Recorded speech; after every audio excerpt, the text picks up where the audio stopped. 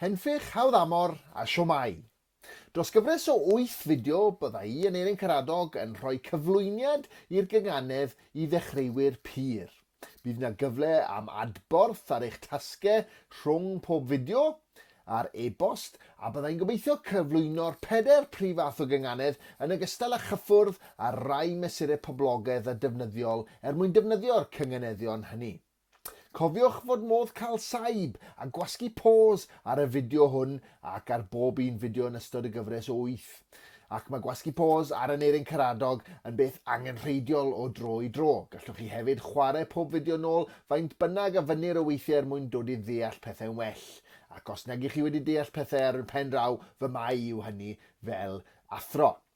Bydd pob fideo yn para rhyw 25 awr 20 munud ar y mwyaf, gan ganiatáu digon amser yn y dydd i orwedd lawr mewn stafell dywyll pan fo'r cynganeddu yn rhoi pen tost. Ond gwnewch yn siŵr eich bod chi'n gadael mwy na rhyw 20 munud ar gyfer pob sesiwn gan bydd y seibiau eich chi'n ei cymryd wrth wneud y tasgau'n golygu bod mwy o amser yn mynd ar bob sesiwn. Peth pwysig arall i gofio, gnewch yn siŵr fod gyda chi bapur a beiro'n barod a chadwch y nodiadau hyn yn saff neu lle mewn llyfryn neu mewn ffeil bwrpasol fel bod modd i chi droi nôl at y pethau chi wedi dysgu dros amser. Felly, fe ddechreuwn ni. Ydych chi'n barod? Mae 4 prif fath o gynghanedd. Y gynganedd draws, y gynganedd groes, y gynganedd lusg a'r sain. Mae'r gynganedd draws a'r gynganedd groes ill dau yn defnyddio patrymau o ailadrodd cytseinied, y llythrennau caled yn y wyddor o gwmpas patrwm ac eni. Mae'r gynganedd lusg wedyn yn cael ei ystyried y math symlaf o gynganedd, lle ceir odl fewnol yn creu'r cyfuniad cynganeddol o fewn llinell. A wedyn mae'r gynganedd sain yn cyfuno odli ac ateb cytseinied, rhyw hybrid felly o'r draws a groes a'r llusg. Ac mae'r ateb cytseiniad hynny yn digwydd eto dan batrwm penodol o aceni. Chi'n mynd i glywed lot am yr acen dros y sesiynau nesaf. Dyna wead llinellau unigol o gynganedd felly, ond mwyn rhoi'r llinellau gynganedd at ei gilydd i greu cwpledi neu benillion, i ni wedyn angen troi at y mesurau gwahanol sydd ar gael i'w defnyddio. Yn draddodiadol dros y canrifoedd cytunwyd fod 24 mesur safonol y gellir ei defnyddio i gynganeddu, y 4 mesur ar hugain enwog, neu'r 4 mesur ar hugain bondigrybwyll gan ddibynnu ar eich safbwynt, ond fe ganolbwyntio ni ar yw 2 neu 3 ohonyn nhw ar y mwyaf yn y gwersi hyn. Y prif beth yw gofio wrth gynganeddu yw taw rhywbeth i'r glist yw'r gynganedd. Trwy'r glist felly, mae gweld y gynganedd. Byddaf yn gofyn i chi felly i ddweud geiriau llinellau mas yn uchel yn ystod y sesiynau hyn, gan bod hynny'n fodd o glywed y gynganedd yn well. Ond bydd hefyd nodiadau'n cael ei dangos ar y sgrin yn ystod pob fideo gan bod rai pobl yn dysgu'n well mewn ffordd weledol, tra bod eraill yn ei chael hi'n haws o ddilyn y glist. Un peth ychwanegol i'w nodi falle, yn ei hanfod system o batrymau yw'r gynganedd. Mae rhai yn meddwl ei bod hi'n fathemategol ac eraill yn anghytuno, ond yn ei hanfod dilyn patrymau ydyn ni. Felly awgrymu patrymau i chi ei dilyn y byddaf yn ei wneud dros y gwersi hyn gan obeithio y medrwch yn y lle cyntaf efelychu'r patrymau ac yn y pen draw ddod i deimlo'n ddigon hyderus gan eich bod yn ddigon cyfarwydd ac yn gyffyrddus i fynegu'ch hunain yn ôl y patrymau osodir o fewn y llinellau. Iawn, un gair pwysig iawn i ni gofio, ac clywch chi lot ohono fe fel fi wedi nodi eisios, yw yr acen.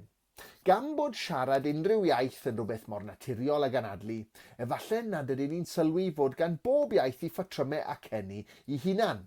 Wrth sôn am aceni ac am yr acen, rwy'n golygu y pwyslais sydd o fewn geiriau.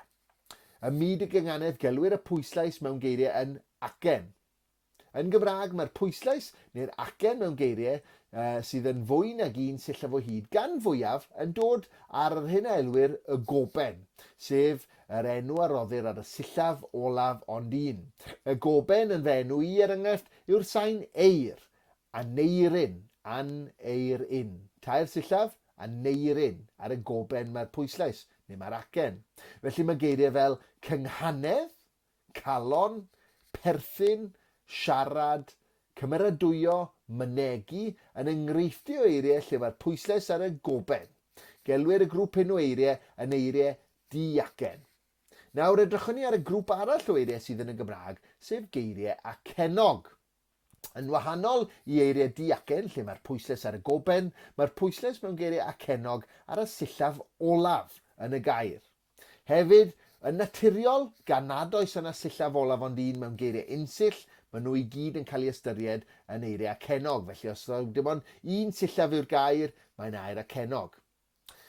Felly, lle mae'r pwyslais yr acen ar y sillaf olaf yn bwysig, achos mae'n golygu bod nhw'n eiriau acenog, ac os ydy'r pwyslais ar y sillaf olaf ond un, maen nhw'n eiriau diacen. Geiriau acenog, enghraifft yw cadarnhau, Caerdydd, Cymraeg, osgoi, nesau, neu arwyddocad. Chi'n sylwi fanna arwyddocad ar y sillaf olaf mae'r pwyslais. Mae geiriau unsill hefyd fel nodes i yn rai acenog, enghraifft dwrn, car, cur, cath, plu, twym, poeth ac oer.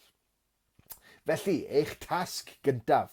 Hoffwn i chi gofnodi restr ganlynol o enwau llefydd, gan ddweud yr enwau mas yn uchel a nodi ar bwys pob un a yw'n air acenog neu'n air diacen. Y geiriau yw Llanelli, Casnewydd, Caernarfon, y Fflint, Conwy, Caerdydd, Llandudno, Llangain, Abercwmboi, Aberpennar, Pontypridd, Llanfechell, Llanfairpwll, Hwlffordd ac yn olaf Porthcawl. Gwasgwch pause i wneud y dasg ac wedyn byddaf yn datgelu atebion cywir i'r geiriau. A cofiwch, os ydy'r acen felly ar y goben neu'r sillaf olaf ond un, mae'n air diacen. Os ydy'r acen sef y pwyslais ar y sillaf olaf, mae e'n golygu bod y gair hwnnw yn acenog. Felly, barod amdani, gwasgwch pause.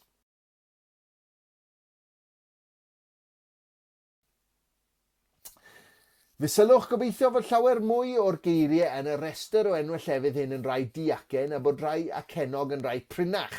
Yn y Gymraeg, a dwi ddim yn gwybod yr union swm, ond mae'n teimlo fel sa rhyw 80% o'r geiriau sydd gennym ni yn Gymraeg yn rhai diacen. Yn sicr, os edrychwch chi drwy'r odliadur, fe welwch chi lawer mwy o enghreifftiau o eiriau diacen na rhai acenog. Yn y restr o enwau llefydd roies i chi felly, y geiriau acenog oedd y Fflint, Caerdydd, Llangain, Abercwmboi, Pontypridd, Llanfairpwll a Porthcawl. Rheina i gyd yn acenog. Mae'r gweddill yn ddiacen i restru dim ond rhai, Llanelli ar y goben, Caernarfon eto ar y goben, Hwlffordd ar y goben. Fe welwch y daw deall yr acen yn anfodol i allu cyngeneddu. A dweud y gwir, unwaith i chi wedi deall sut mae'r acen yn gweithio ac yn gallu chlywed i'n glir o fewn geiriau, bydd cyngeneddu'n dod yn gymarol rwydd i chi. A fo. Nesa, hoffwn i gyflwyno'r math cyntaf o gynganedd i chi y byddwch chi yn dod i ymarfer arni, sef y gynghanedd draws. Dyma'r math mwyaf cyffredin o gynganedd mewn gwirionedd, a os ywch chi ddarllen cerddi caeth, byddwch chi'n dod ar draws mwy o enghreifftiau o'r gynganedd draws nac eraill gan fwyaf. Enghraifft, grandwch neu wyliwch y llinellau yma. Y gwynt drwy'r goedwig yn gwau. Y gwynt drwy'r goedwig yn gwau. Y dŵr yn llifo drwy ei dŷ. Y dŵr yn llifo drwy ei dŷ. Y dydd a'i enfys sy'n dod. Y dydd a'i enfys sy'n dod. A sylwch ar y gwahaniaeth yn y llinell nesaf. Y dydd a'i oerfel diweddar. Y dydd a'i oerfel diweddar. Mae'r pwyslais neu'r acen yn y gair diacen diweddar yn syrthio ar y gitsain edd, diweddar, yng nghanol y gair. Felly mae angen defnyddio'r llythyren ddy yn y gair dydd, dy ac yn ddy. Nawr i ateb y dy ar ddy yn y gair diweddar. Dydd diweddar, dy ac yn ddy. Iawn? Fe welwch yn y ddwy linell nesaf fod mwy nag un gitsen yn cael ei ateb. Mae'n union yn yr un drefn. Yn yr ochr draw i'r orffwysfa. Gair yn aml byddai'n defnyddio yn y sesiwn yma hefyd yw yr orffwysfa. Mae'n golygu y toriad naturiol o fewn llinell. Y man lle gellir rhannu llinell o gynganedd yn ddwy ran. Mae yna saib naturiol yng nghanol llinellau, a'r enw addas ar y saib honno felly yw'r orffwysfa.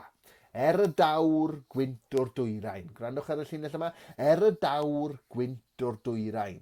Dy ac en a wedyn i chi neidio ar draws yr g, yr n a'r t yn syth ar ôl yr orffwysfa, a wedyn i chi'n ateb dy ac en y dawr gwynt o'r dwyrain. A hon wedyn, y mae prawf yng ngrym y pridd. Y mae prawf yng ngrym y pridd. P, ac en, a wedyn neidio draws yr eng a'r ac wedyn ni'n cael P, ac en. Mae'r cytseiniad yn ateb i gilydd o gwmpas y patrwm ac enni yn union yr un drefn. Felly, eich tasg chi nawr. Hoffen i chi roi pare o eiriau ynghyd.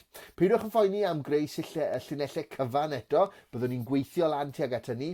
Dim ond ac am ddefnyddio'r pare o eiriau i rhoi at ei gilydd i wneud y llinellau nes ymlaen. Mae angen felly i'r geiriau i chi mynd i'w paru fod yn unsill, geiriau megis dŵr, rhoi, carn, perth, briw, cras a llew. Geiriau sydd yn un sillaf o hyd. Hoffen i chi feddwl am y leiaf 10 gair unsill i baru gyda'r 10 gair bydda i yn ei gosod. Iawn? Ac mae angen iddyn nhw ddechrau gyda'r un gitsain neu'r un bwnsiad o gitseiniad. Nawr, gwrandwch yn astyd beth fi'n golygu wrth bwnsiad. Enghraifft, gres grych. Fe sylwch chi, felly, os ydy siap y geiriau, sef geiriau unsill fan hyn yn matcho, gres a grych, 2 air unsill, yn yr achos hwn, rhaid ateb dechrau'r gair, iawn? Ac nid y cytseiniad ar ddiwedd y gair. Angofiwch am yr S yn gres a'r ech yn grych am nawr. Os i ni'n matcho y patrwm o ateb geiriau unsill, i ni moyn ateb yr cytseiniad ar ddechrau'r gair. Mewn gwersi diweddarach, byddwn ni'n edrych ar ateb geiriau nad yw eu siap nhw'r un peth. Ddim yn matcho o ran patrwm ac enni felly o fewn gair, ond na phoenwch am hynny am y tro. Iawn, y 10 gair hoffen i chi ganolbwyntio arnyn nhw yw dŵr, car, drws, fferm, llawr, mynd, troi, plu a bwrdd. Ac felly ceisiwch feddwl am eiriau unsill sy'n cyfateb gyda'r un gitsain neu'r un bwnsiad o gitseiniad ar ddechrau'r gair. Fe gewch chi ddefnyddio'r geiriau neu ffurf dreigledig enghraifft drws, drist. Mae treigladau yn rhan hanfodol o gynganeddu. Enghraifft, allen ni baru y geiriau canlynol. Dŵr gyda dydd, plu gyda plwyf, troi gyda trist, bwrdd gyda byw. Cofiwch taw cyfateb y cytseiniad ar ddechrau pob gair sydd angen i wneud. Gorau oll os ydy diwedd y geiriau yn swnio'n wahanol o ran y cytseiniad neu'r odl. Enghraifft, ceisiwch osgoi paru gair fel bwrdd gyda bardd neu dŵr gyda dir. Geiriau sy'n gorffen gyda'r un cytseiniad, i ni mo'n osgoi hynny. Tra bod ni eisiau ddechrau'r gair fod yr un peth, nid ydyn ni eisiau ddiwedd y geiriau fod yn debyg, i ni mo'n iddyn nhw swnio'n wahanol. Iawn? Gwell cael felly bwrdd a bod, neu dŵr a dwfn, lle mae'r cytseiniad ar ddiwedd y geiriau yn wahanol. Dyma ni felly yn dechrau ar y daith o adnabod yr acen. Cofiwch, os oes cytseiniad clwm ar ddechrau gair, rhaid ei hateb yn yr un drefn. Os yna ymateb prawf, rhaid wrth air sy'n dechrau â pr, neu prawf ddim ateb pig yn gywir, ond fe fydd prawf yn ateb pridd yn berffaith gywir. Felly'r dasg yw rhestru'r 10 gair a chanfod cymar o air unsill sy'n dechrau gyda'r un gitsain neu'r un clymiad o gitseiniad.